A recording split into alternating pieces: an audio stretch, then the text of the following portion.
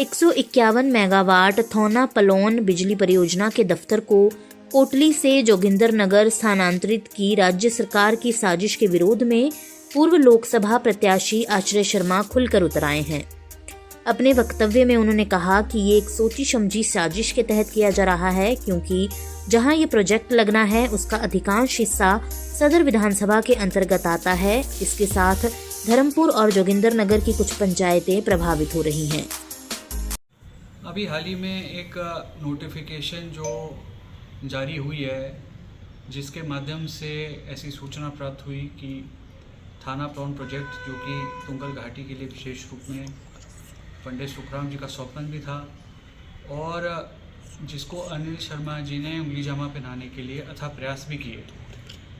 और मेरे को इस बात की खुशी है कि जब भारतीय जनता पार्टी की सरकार रही तो हमने इसका दफ्तर जो है कोटली में यहाँ पे शिफ्ट कराया था हमीरपुर से।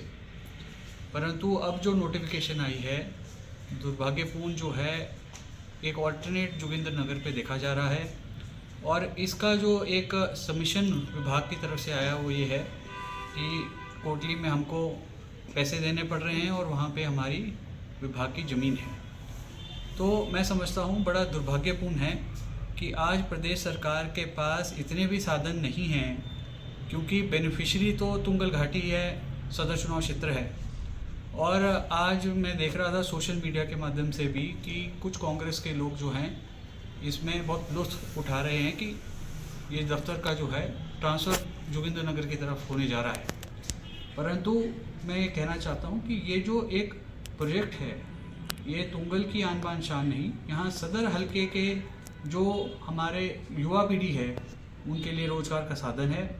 और जब हमारे यहाँ पे ऑलरेडी एक ऑफिस बैठा हुआ है, कर्मचारी वहाँ पे अपनी सेवाएं दे रहे हैं, तो मैं नहीं समझता हूँ ऐसी कोई ज़्यादा बड़ी दिक्कत का विषय है कि इसको जोगिंदर नगर में शिफ्ट किया जाए।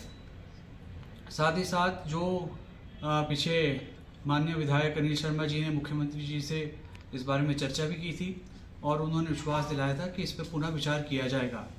और जब शिवरात्रि के उपलक्ष्य में यहाँ उनका आना हुआ तो मैंने भी उनसे निवेदन किया कि इस पर जो है कोई फैसला ऐसा ना लिया जाए जिसके माध्यम से, क्योंकि पंडित सुखराम जी का विशेष रूप में प्रदेश के लिए और मंडी जिला के लिए बहुत बड़ा योगदान रहा है। और जाते वक्त भी उनका एक सोच रही कि हाइड्रो प्रोजेक्ट के माध्यम से यहाँ पे विकास भी हो सके और यहाँ के लोगों को रोज़गार भी मिल सके।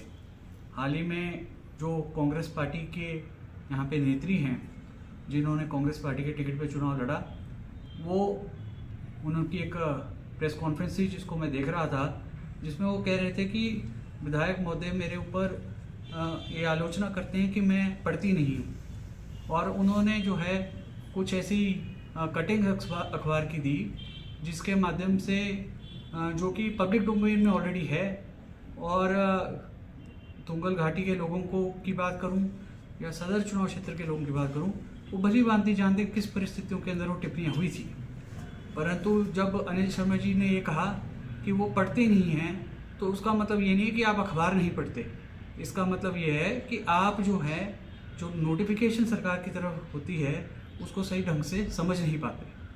और आज बड़ा दुर्भाग्यपूर्ण बात है कि 2 वर्ष कांग्रेस पार्टी की सरकार को होने को आए हैं, परंतु वो मेरे को एक काम बताएं जो उन्होंने यहाँ सदर हलके के लिए 2 वर्षों में किया हो।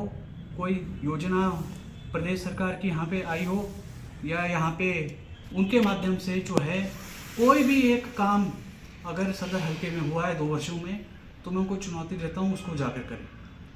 वो स्वयं मशहूर है शिमला में केवल और केवल ट्रांसफ़र कराने के लिए, यहाँ से उठ के जाना और यहाँ पे कर्मचारियों की ट्रांसफ़र करानी, और विशेष रूप में इसी के लिए उनका जो है ध्यान रहता है। मेरा ये कहना है कि अनिल शर्मा जी की वजह से थाना प्लॉन प्रोजेक्ट आज जो है कामयाब हुआ है, उसकी क्लियरेंसेस भी लगभग आ चुकी है और वर्ल्ड बैंक से उसके लिए धन भी आ चुका है। तो ये प्रोजेक्ट जो एक समय में समझा जा रहा था कि मुमकिन नहीं है, ये अनिल शर्मा जी ने इसको करके दिखाया है।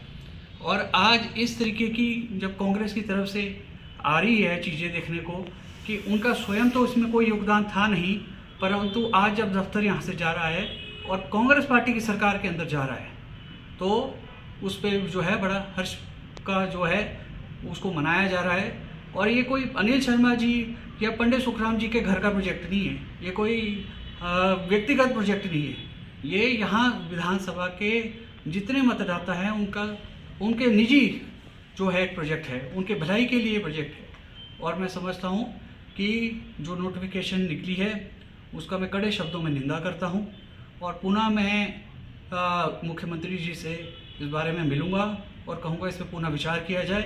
कोटली से दफ्तर उठाने का कोई भी औचित्य नहीं बनता है, क्योंकि जब बेनिफिशियरी मंडी सदर के लोग हैं तो जोगिंदर नगर दफ्तर ले जाने का इसका कोई भी औचित्य नहीं है। आप सब यहाँ पे आए, आपका बहुत बहुत धन्यवाद। वीडियो से जुड़े रहने के लिए धन्यवाद। हमारे चैनल को सब्सक्राइब कीजिए अभी।